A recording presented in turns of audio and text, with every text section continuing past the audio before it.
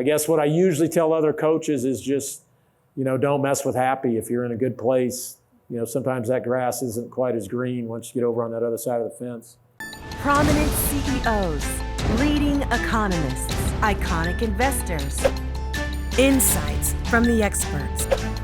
The Walker Webcast with Willy Walker. See who's next.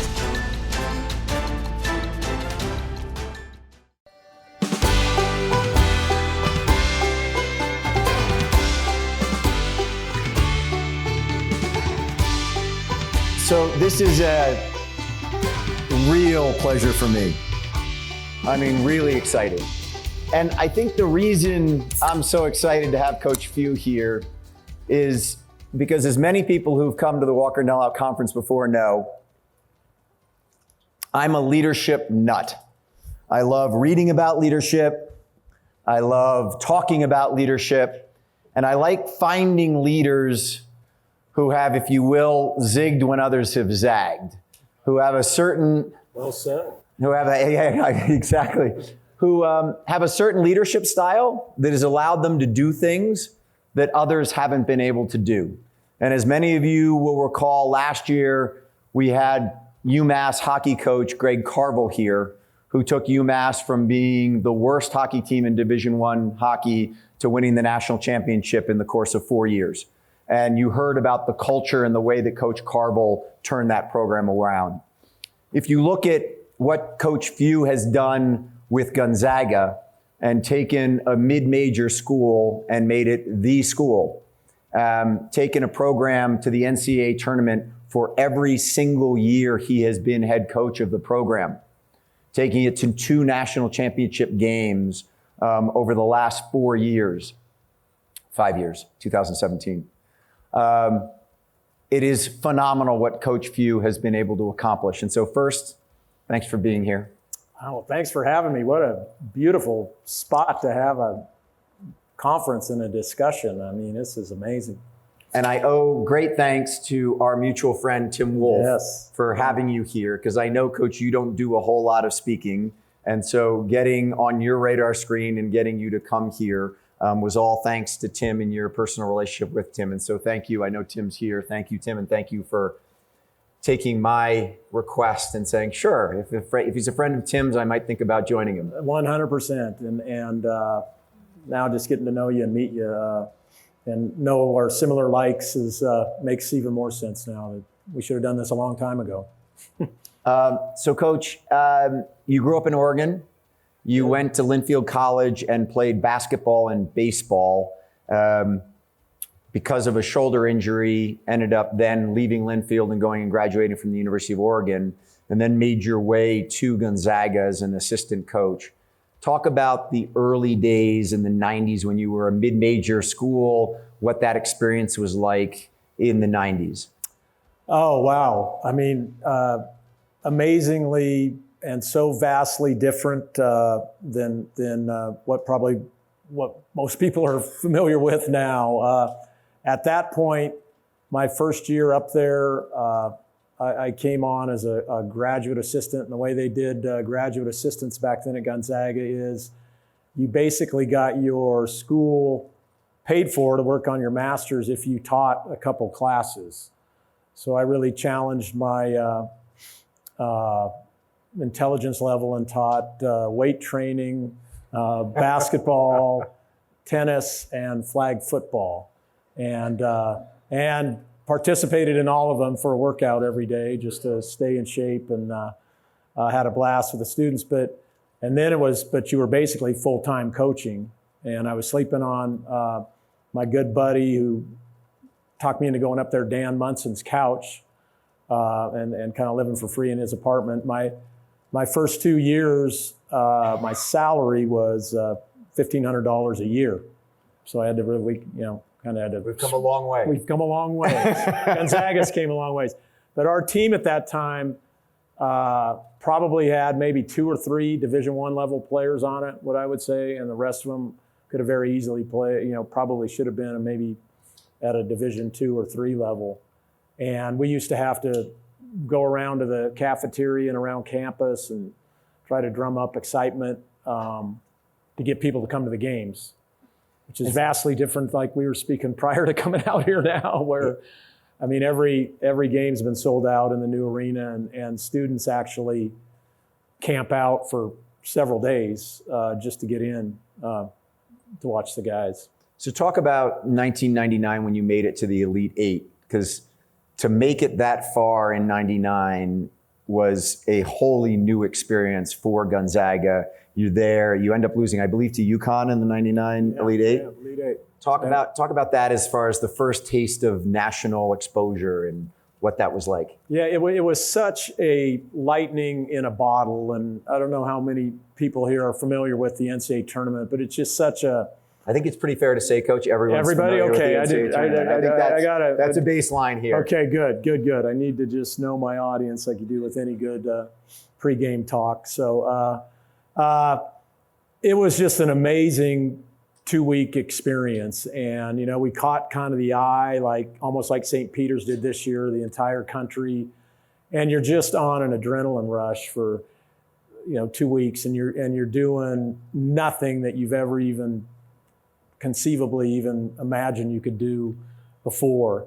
But the cool thing about it was to just see a group of guys that had so deserved it with all their hard work and had never been on that kind of stage, finally get to play those type of level games. It was just so much fun, and it was just pure, unadulterated hoops with no pressure. We were under no pressure at all, which is vastly different than now when the NCAA tournament presents for somebody like us. As I think back to that, if you sit there and say, okay, someone who is going to make a bet on the program of losing the head coach, you become the new head coach, and for the next 23 years, you go back to the NCAA tournament. So I guess 23 was that year. So since that year, it includes 23 straight runs. Yeah. I mean, George Mason made the Elite Eight, didn't go back to the tournament. We'll see whether a team like St. Peter's can get back into the tournament next year. But the concept of getting to that and then holding that for as long as you have. Talk for a moment about the pressure you felt after an Elite Eight year stepping into the head coaching job. Yeah, and that was so different than what we'd had before. We never had expectations before. And so all of a sudden there were expectations put upon the program. And it's funny, I've had a busy week. I was in Kansas City at a huge recruiting event, a Nike event that has all the top young players in it. And I had the chance to sit for a game and a half next to John Shire, who has quite a bit more daunting task than I had at that time. John Shire is taking over for Coach K here next year. And so I was trying to share with him just some of the incredibly, strange feelings that you have when something like that happens. It goes from always wanting to be a head coach, and everybody talking about you becoming a head coach. And then when you get that call, it's like the oh, you know what moment, like, oh, what the hell did I just get myself into here? And, but then kind of things settle down, and then you're literally running around just crazily. Your whole life has changed, just trying to get everything organized. The one thing that helped me was I had been at Gonzaga. I knew everybody around the program, that's so involved, whether it's compliance and academics or housing or tutoring and all those kinds of things. Plus the players had heard my voice. And I just tried to share that with John too, like, you're going to be fine. It's so much better than if you stepped into a brand new place, how difficult that would be. But the one thing that was totally different than what we had faced before were the expectations, and everybody got a taste of that crazy success and just thought you could easily do it again. And that first year, those guys were so special. Some of them had came back from that 99 team and were seniors that year. And literally, I don't know, people don't realize this, but we were not going to make the tournament just based on how, we'd perform. At that time, we weren't able to schedule the way we are right now. So we weren't able to get enough really big time games to ensure that we'd be in the tournament if we didn't win our conference tournament. So we had to win that conference tournament, which is an incredible pressure on teams and coaches and staffs. And we ended up winning the tournament, I think in overtime in the final game. And what a relief that was. And in that same group, because they were just so, pardon the French, but just so ballsy and so tough and just so, they've all moved on to do great things in their lives. We went to another Sweet 16. We went in Elite 8, Sweet 16, which was pretty amazing. So talk for a moment about your coaching style, because there you are sitting next to the Duke coach. Every recruit in the country is being wooed by various coaches. When they sit around and say, come play for Coach Few, what is it like to play for Coach Few? What's the differentiator at Gonzaga? Well, if it's cool, I'll just kind of veer for a second just to give you always a humbling moment that always levels me out when people ask me this question. When it all went down, when Dan Munson left, my AD, who's a great guy, unbelievable guy who just recently retired, went to our president, great guy named Father Spitzer, who had the vision to really let the basketball grow and the school grow and the facilities and the enrollment has went crazy, in sync with the basketball winning. But he went to the president right when it went down, and the president's like, well, Mike, what are we going to do? And he's like, well, we already know he's going to be the head coach. And Father Spitzer goes, and who's that? And Mike Roth, the AD, goes, well, it's Mark Few. And this president of the university goes to our AD, who's that? So I started with that.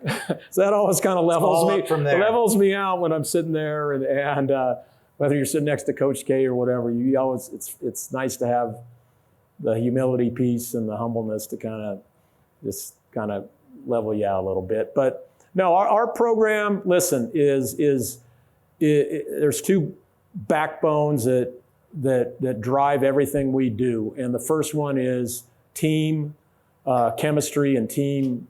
Our culture is something we're very, very proud of. We're very protective of, and it's really been the pillar of everything that we've built there. And then it goes hand in hand with tracking the kind of guys that want to put in the work. We take a lot of pride in taking guys a lot of times that people haven't heard of, not so much recently, and really developing them and turning them into great college players and now even NBA players. So I heard an interview you did with Adam Morrison, who played for you in the early 2000s, who's now a radio commentator on Gonzaga basketball.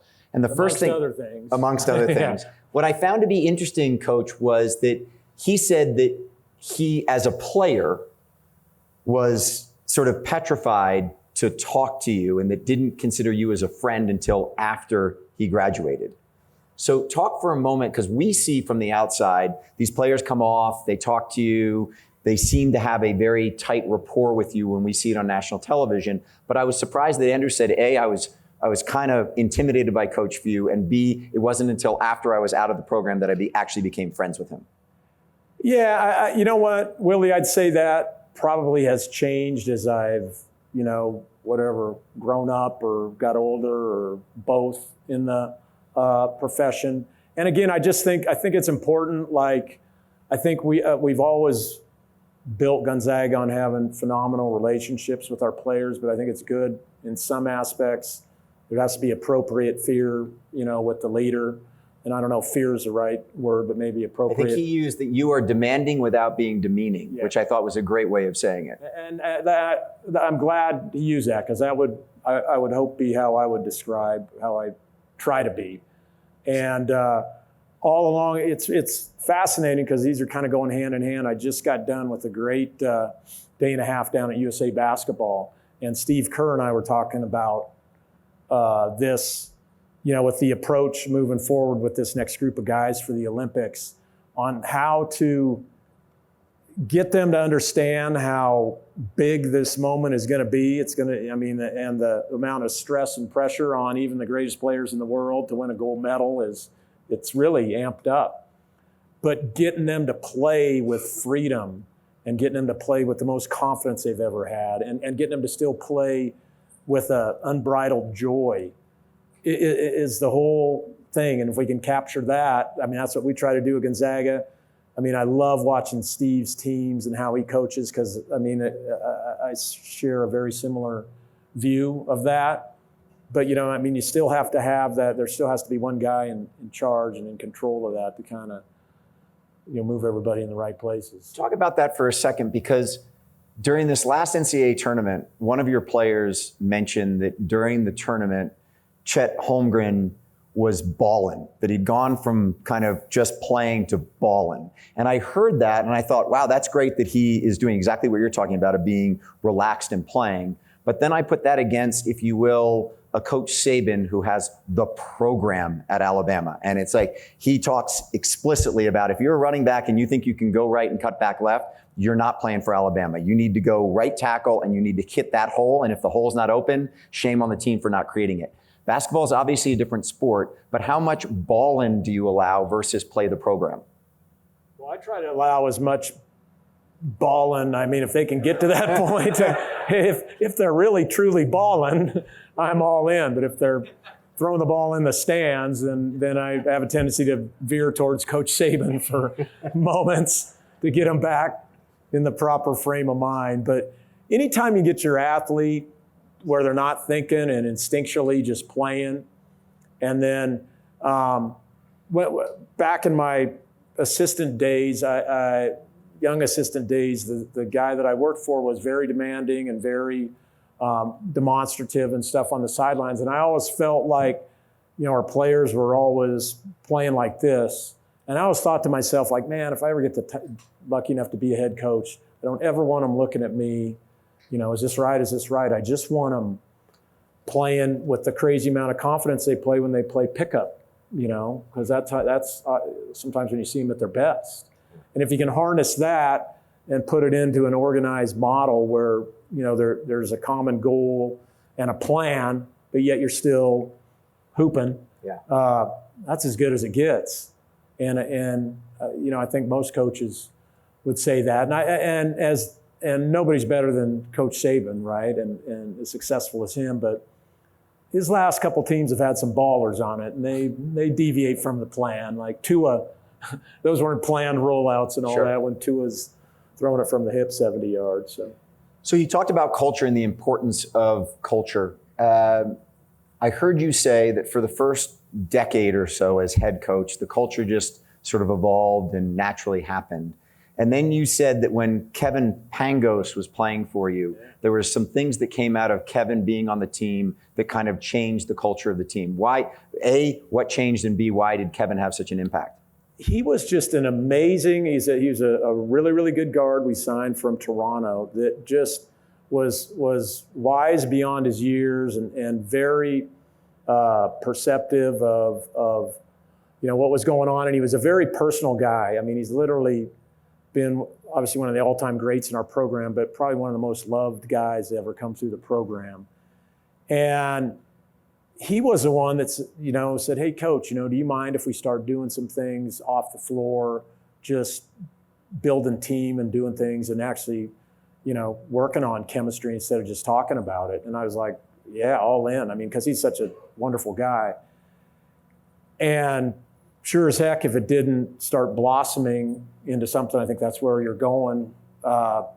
We hired a young man who's been with me now for, gosh, I don't know, probably 10, 12 years now. And Travis Knight is technically our strength and conditioning coach, but he's also now our team coach and basically our mental development coordinator. So he handles everything that has to do with the mind, basically.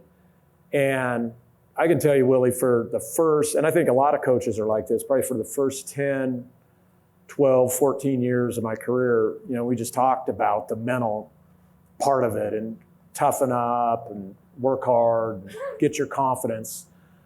And that was it. Now, I would say we spend probably 25, 30% of the athlete's time now on mental. Wow. Just anything that starts with team building. We do this thing called PGMs. It's called Personal Growth Mondays.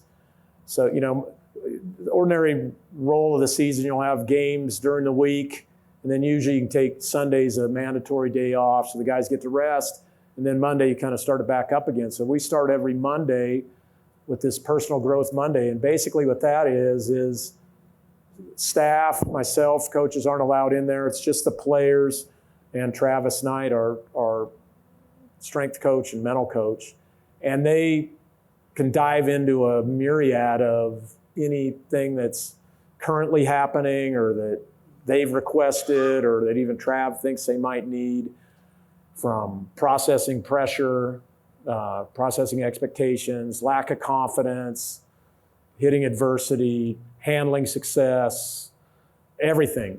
And what's interesting, especially with this generation of players, Travis has been able to come up with this great catalog of videos that they can watch. Like an example of one of the videos was several years ago, I think Steph Curry missed 11 threes in a game. Nobody ever missed, I think, 11 threes in a game or something like that. And so they show that to the team, stop it, and then ask each individual guy, you know, it'd be like playing golf and literally shanking a whole round and hitting 12 out of bounds shots off the tee and 4 jacking on every green or something. And so they go to him, so now what would you do? And so the athletes formulate some responses or whatever. And then the next video he shows them is Steph Curry's next game. And I might be wrong a little bit on some of this stuff. He literally set an NBA record for how many threes he made the next game.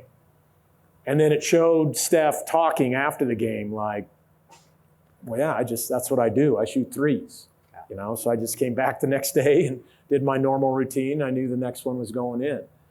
And so, I mean, to have that and then to tie it in with a discussion where the players can share if they could do that. And then the last part of it is Trav gives them, you know, some exercises and some thought processes that can kind of lead them down that path to where they can kind of deal with something like that.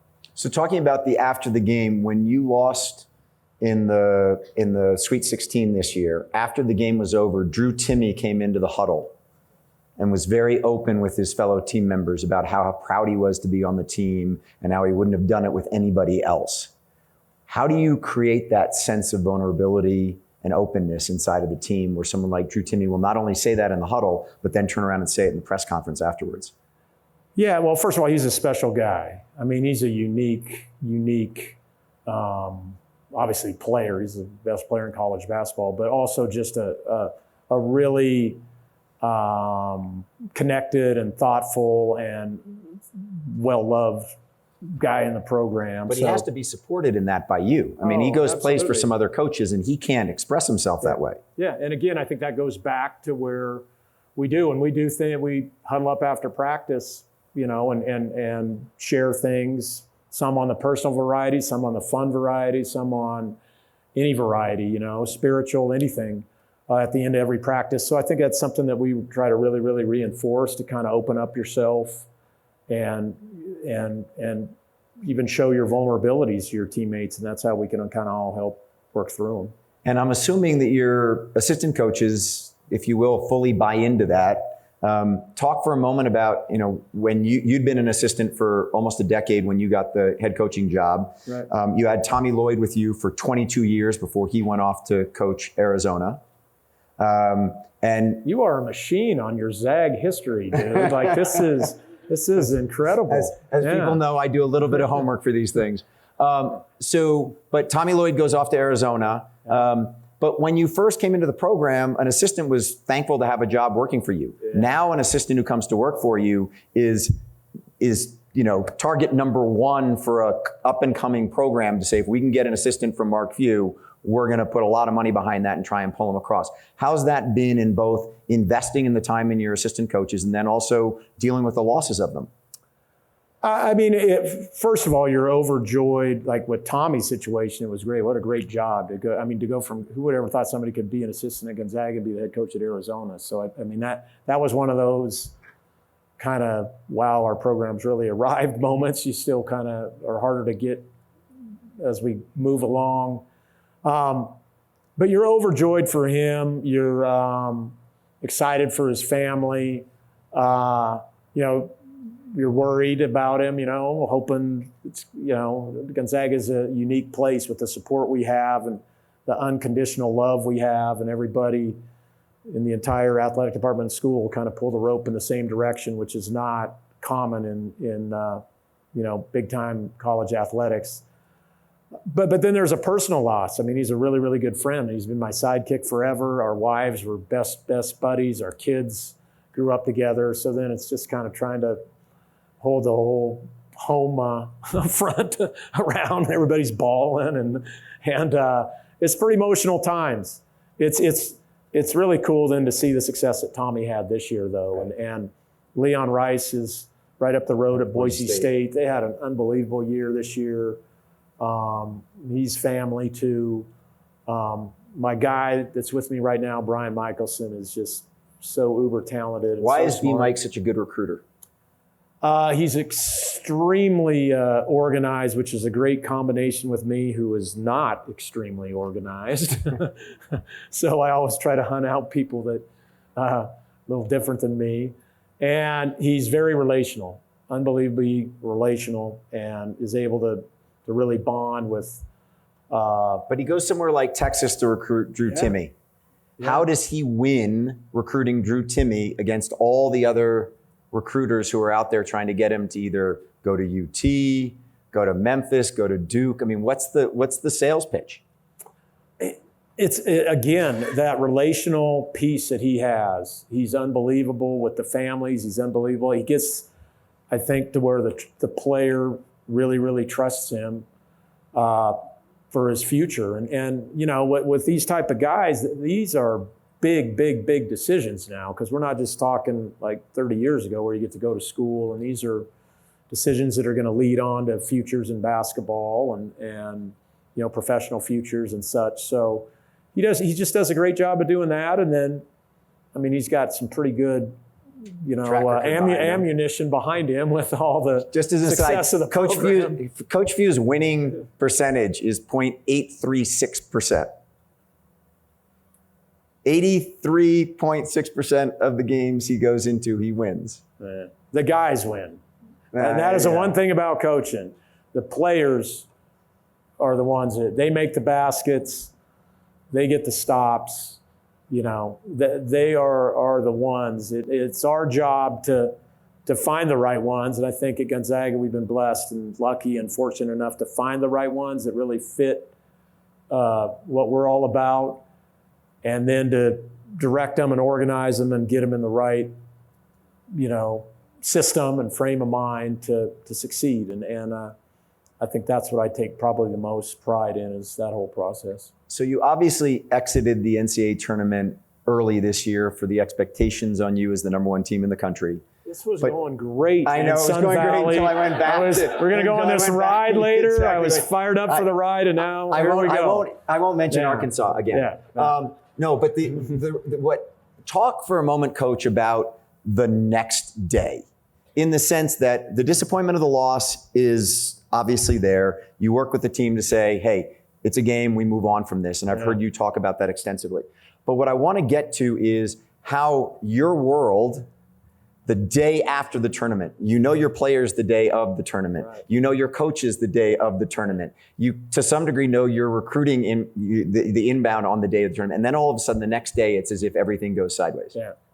Talk about that for a moment. Willie, it is the absolute most shallow, empty, worst feeling in the world. You just go from having a purpose every day and an organized, hey, we wake up, we meet, we watch film, we walk through, and then we do media, and then we do practice, and then we have a good session of dinner and fun with the guy. I mean, it's just everything's about that, and then it's over, just like that.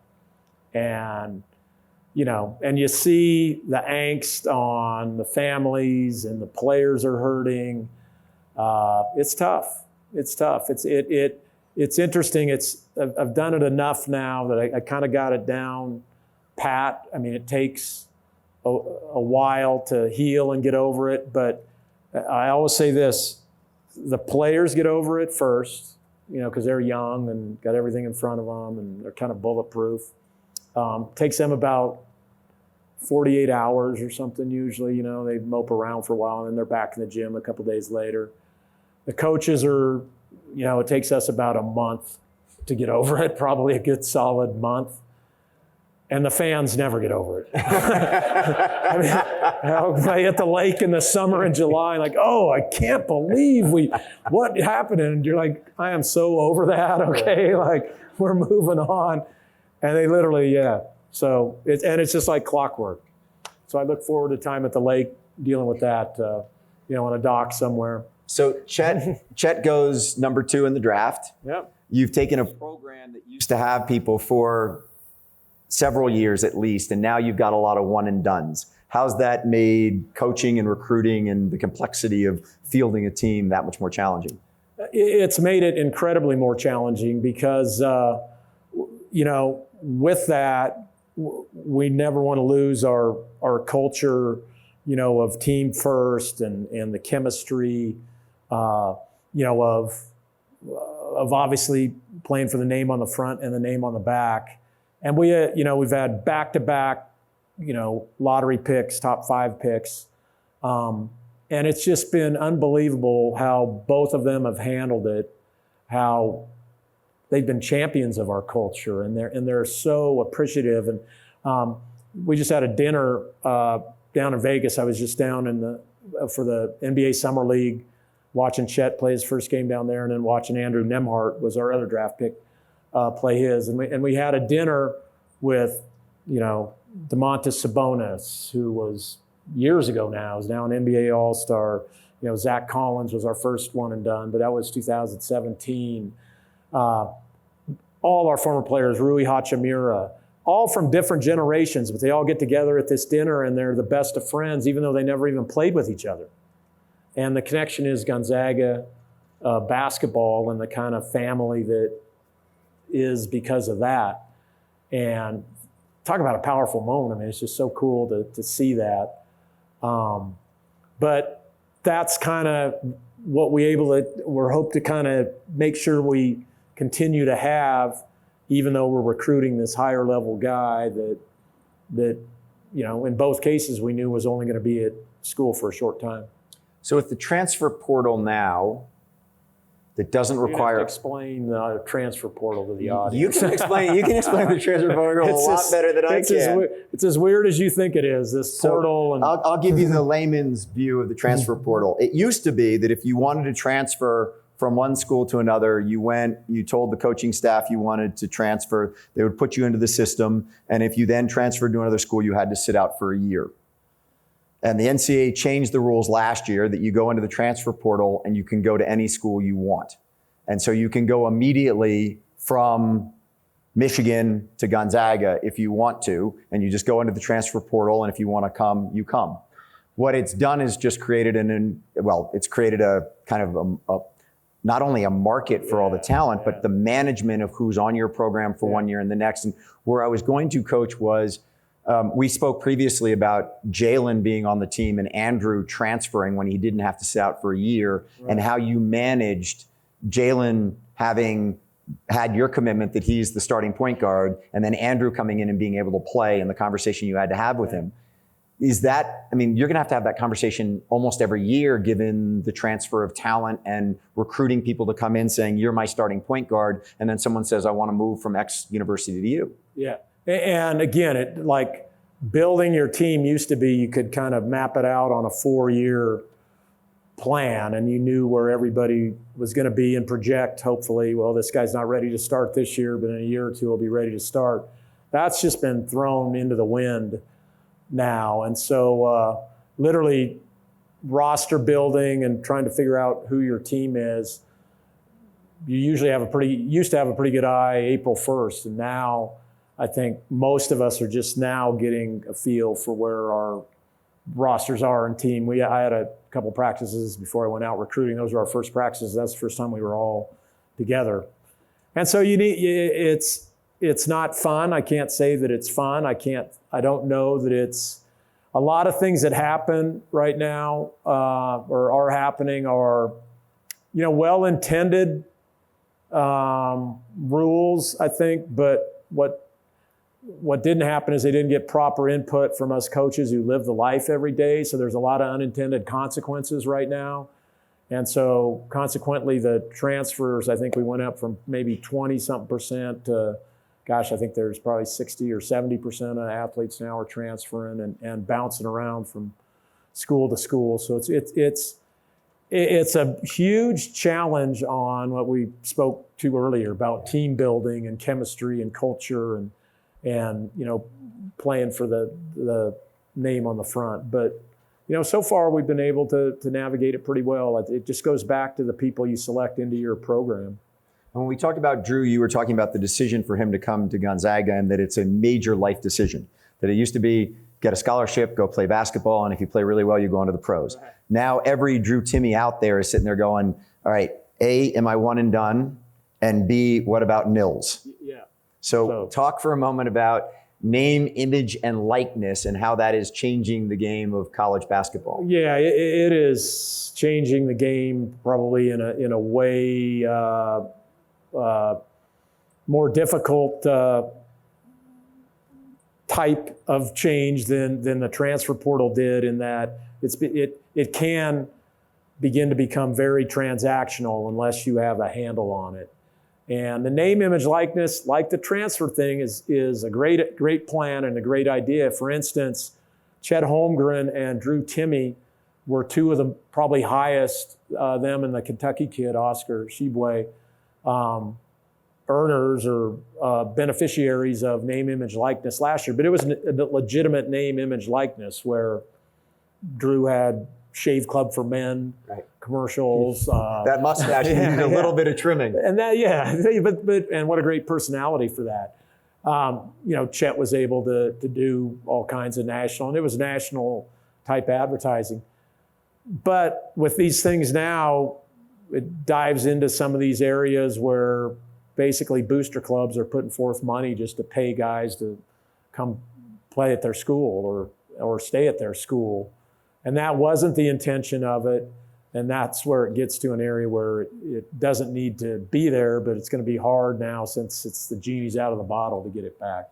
So how does a school like Gonzaga that has 7 men's sports and 7 women's sports compete with the Texas A&M Booster Club?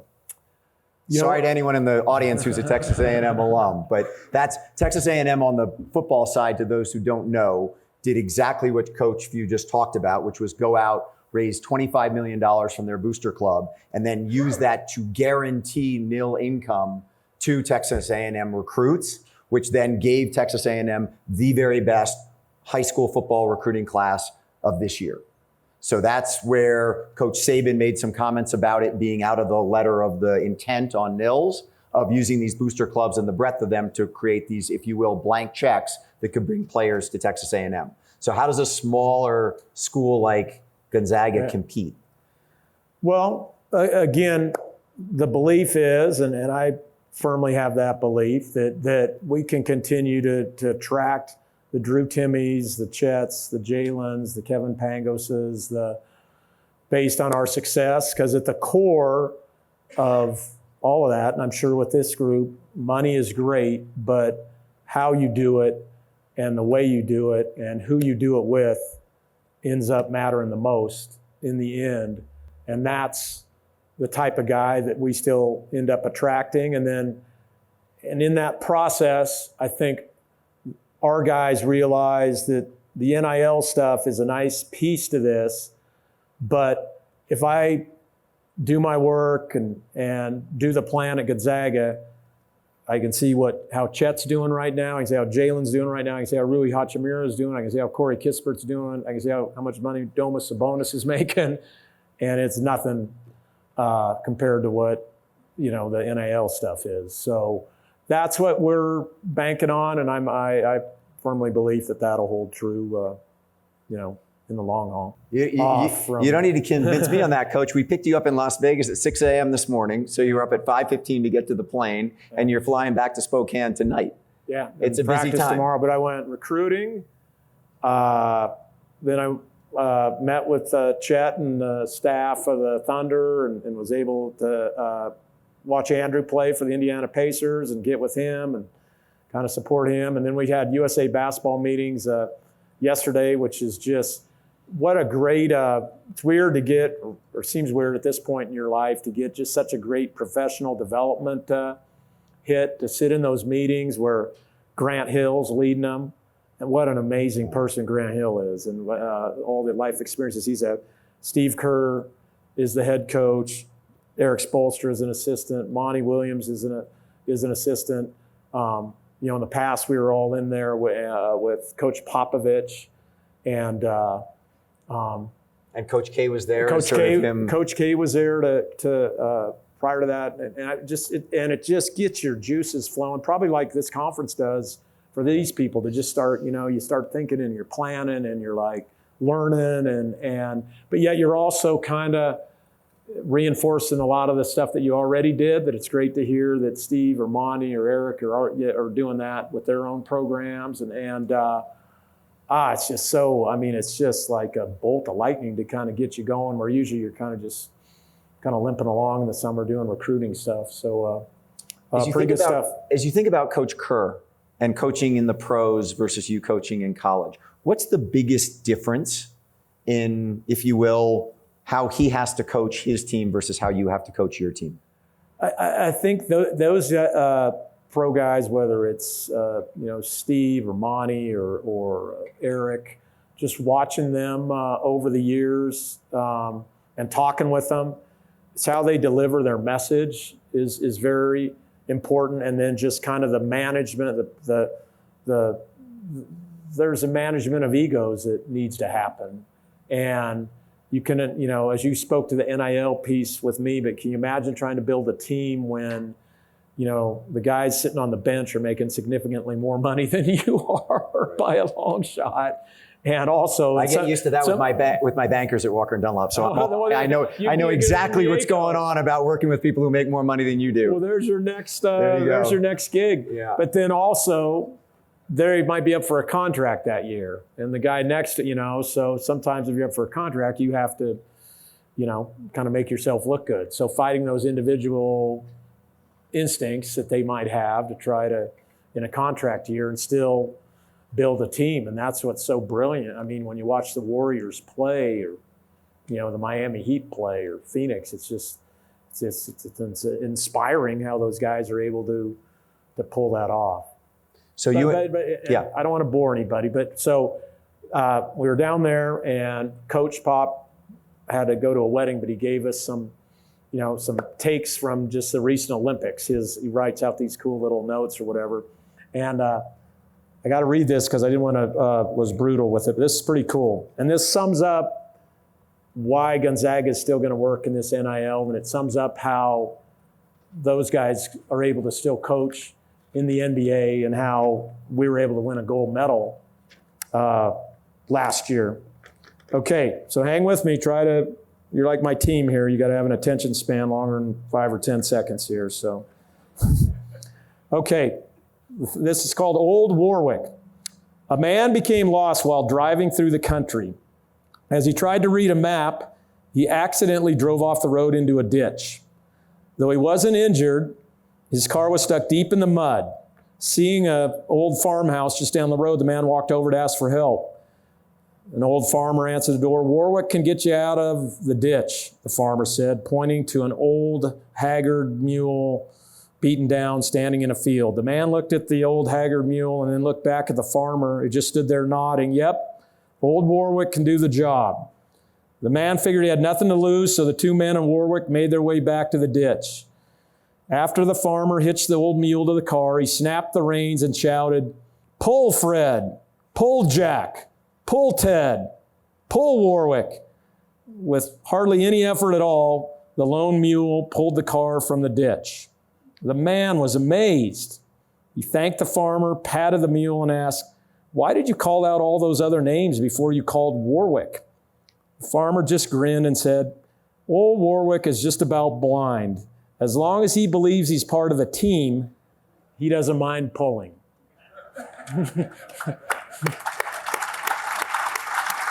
That kind of sums up. We get these little gems from Pop all the time. He's an amazing man, amazing leader. He's an amazing leader and created such great teams down in San Antonio. Yeah.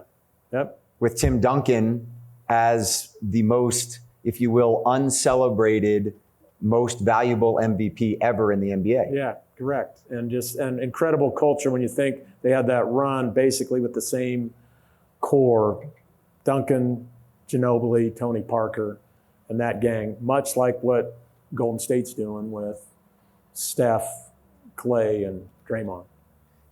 One of the things that I didn't think we were going to go here, but one of the things that they say about Tim Duncan was that he, just in looking at his fellow players, he can get people to do things. Like he'd come off and you did not want to see that look in his eye that said that you disappointed what Tim Duncan did. Yeah. I remember back to hearing Adam Morrison talk about when you all lost to Stanford back in, I'm going to swag it, 2006 or 2007, and you flew back from Palo Alto back up to Spokane, and the team got off the plane. This is when you were still playing commercial, not private. Yeah. And you sent them straight to the gym and you all did a workout in the gym. Do you still do that kind of stuff? You can't do that now. There are all sorts of great aspects about Drew Timme, but his nickname with me is the union rep. So we're not. Drew doesn't go for that. So Drew doesn't go for that. Yeah. So I pick my battles with the union rep. That's great. Yeah. So you and Marcy have 3 boys and a daughter. Yes. And your middle son is playing for you at Gonzaga. How fun is that? It's been awesome. It's really, really been cool. He's been it's fun to see how he's bonded with all the team and how close they are to him. And then, it's actually, when you have a college age kid, you just long for just a little bit of time around them. Yeah. So it just is kind of forced time to be around him, and either before or after practice. And then what's been so cool and so amazing is he's became kind of this crowd favorite guy, that they're just rooting like crazy for. In fact, this is ridiculous, but like we'll be coaching, and if we're fortunate enough to get up, you found your own fans yelling and screaming at you, "Put Joe in. We want Joe. We want Joe." It's my son, and they're on me to put my own son in. But, we have a hierarchy at Gonzaga. There's some walk-ons that have put their time in before him that need to enter the game before Joe does. So that makes for some anxious times with the fans on my ass. Will you be faced with the decision of giving him a scholarship, or does he get in under the professor coach plan? Yeah, he'll be on the coach plan. He'll be on the coach plan? He won't be no. Yeah, he doesn't need a scholar. No. Nor is he good enough quite yet to get a scholar. So. He's getting there. He's getting there. Yeah, he's getting there. Yeah. That's great. Final thing before I open up to questions, if anyone has questions, which is just the economics behind it, Coach. I think in the NCAA tournament this past year, Gonzaga basketball was number 18 as far as total revenue to the basketball program. Yet you also put $6 million to the bottom line. So unlike a lot of other programs that I went and looked at, you have probably, if not one of the most profitable basketball programs in the country. First of all, is the university cutting you in on that?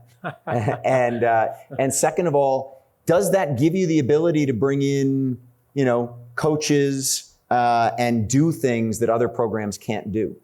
The greatest part of, other than the players and everything that we've been able to attract there, is I think this willingness over the course of 25 years now of the school to grow with us. And nothing was ever given to us. Even after that Elite Eight and Sweet 16 and all that, we were still in this crappy little locker room that was probably 10 by 20 and in an old dilapidated gym. And didn't finally move in. I think once the school began to recognize, like, hey, we can really, this still jives with what we're all about at Gonzaga, but yet we can grow. I think that first run in '99, I think there were maybe 2,800 students or something. Gonzaga, it's now up to 8,000, and there's been 17 or 20 something buildings built since that time, or something along those lines. And it's just been a great lesson. And if you invest in the right things, it can make everything better, which is no different than Alabama football. I would say everybody hammers them for how many coaches and how they do this and that. But I guarantee you, the track team is traveling better and in better facilities. The tennis team is in better. And the number of PhDs they're creating is higher. Yes. It's had it across the university. Exactly. And so I think it's just a great example of everybody being on the same page and moving, moving forward. That's the one thing I think that fuels me a lot of times. It's weird, Willie. It's kind of, I guess I would say it's part eagerness and it's a healthy dose of paranoia that, if we're not growing, we're going to get past. And so that's always I have no idea haunting me. I have no idea what that feels like. Let me open it up for some questions. I got one right there. Hey. Given the paltry and possibly minuscule transition rate from college to the NBA, what's the impact of the portal on your graduation rate, pre-portal, post-portal, and how do you compare to your peers? Can you repeat the question because they might have heard it? Yeah, what's your name? Craig. That is a phenomenal question, and one that it's on the portal. Yeah. And what's going to happen to graduation rates as people transfer from school to school? Yeah, and what is happening with graduation rates as we've opened up all this floodgates of transfers. We had the graduation rates on such an unbelievable upward trajectory, especially with people of color. And they were really the best they had ever been in years, because we'd really had some hard line things put on our programs, like if you didn't have certain what's called APR, if you weren't moving your guys along and keeping them eligible, you would lose scholarships. And so people were doing a great job of graduating their athletes. Now with this transferring from school to school to school, those rates are going to plummet. They just are. And I think it's our lone hope that we can hang through a statistical analysis, show that to people that's probably isn't. There's nothing wrong with spending a year at school without, playing in games. It helps you academically unbelievably, gives you that extra year to graduate and all that. So that's the message we're trying to get out, actually. If you want to raise your hand, I can get you the mic real quick. There's one over there from Stuart.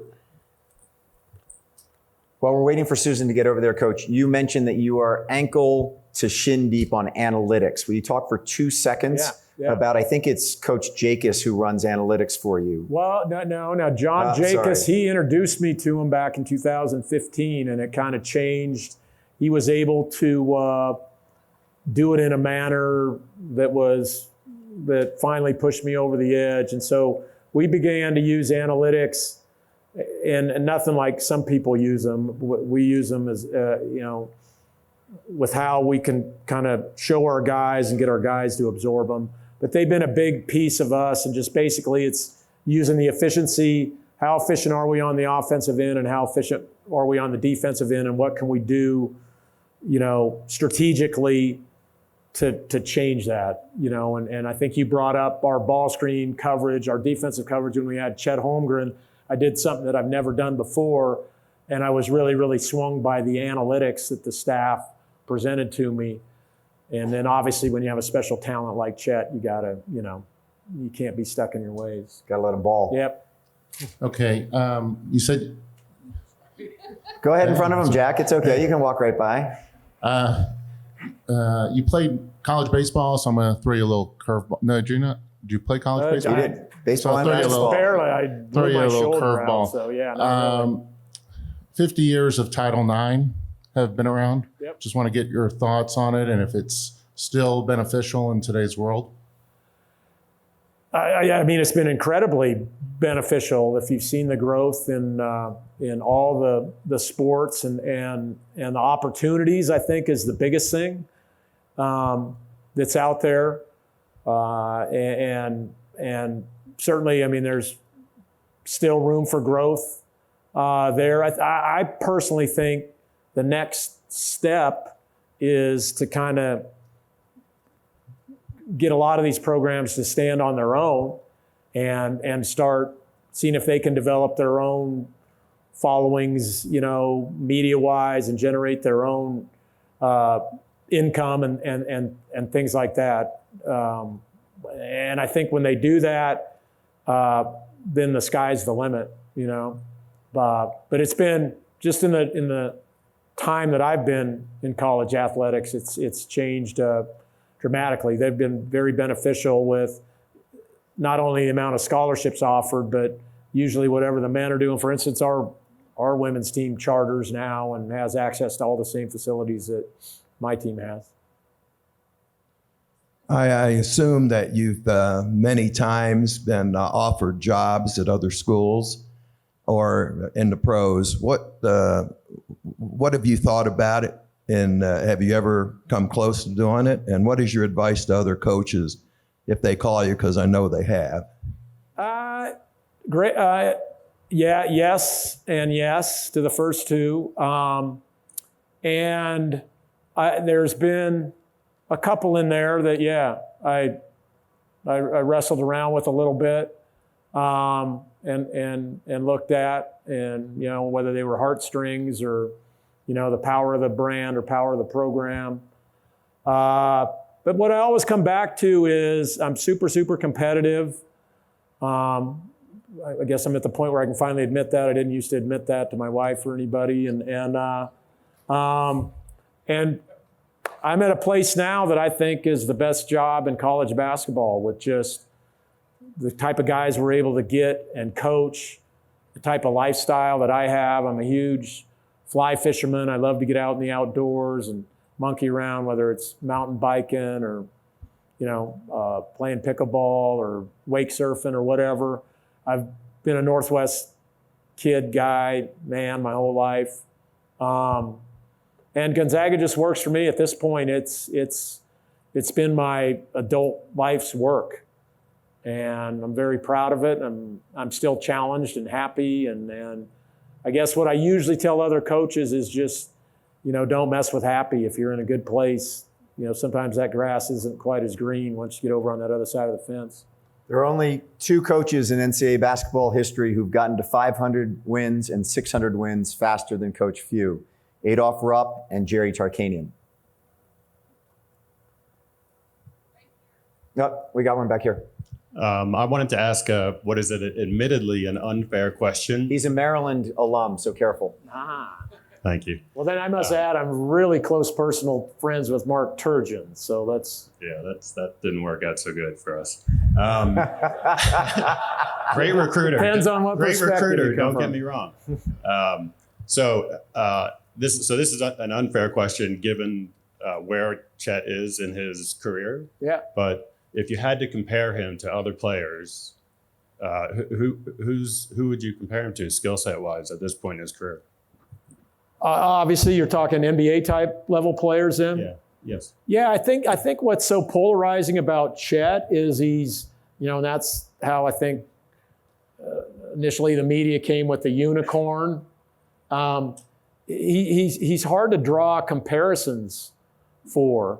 I don't think we've had somebody, obviously people want to compare his body to Porzingis or whatever, but Porzingis never blocks shots and has a defensive impact that Chet has shown he can do on the collegiate level, and I'm no question he'll show on the NBA level. So I think it's hard.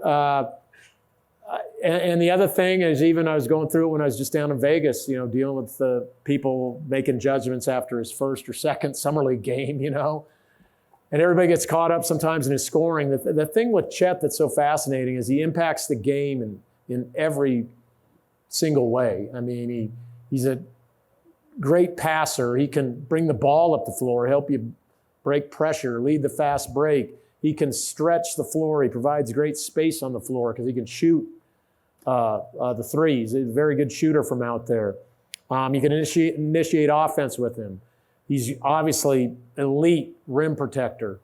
So there's just all this stuff that goes into it, but I mean, the big question I think that everybody has is, how's his body going to hold up? And again, and Willy tells me you guys all follow it, but he's 7'1", 100. Now he's now up to, I think he guaranteed me he was 197 pounds the other night, but I wasn't buying it. But he works really, really hard. It's just hard for him to put on weight. So I just think he's just going to be Chet. I don't know that there is going to be a comparison for him.